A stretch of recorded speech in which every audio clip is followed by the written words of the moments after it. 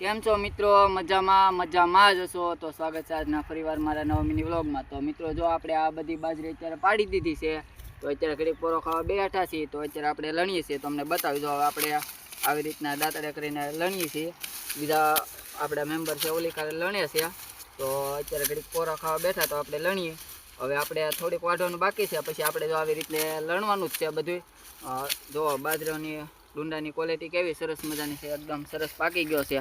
ને તમે આવી રીતના કરો ને તો એ દાણા જો આમ છૂટા પડી જાય છે, કારણ કે જો કેવો સરસ મજાની ક્વોલિટી છે. હવે આપણે હુકવવો નહીં પડે, 1-2 દિવસ લણીને પછી આપણે ઠેસર બોલાવી લઈશું.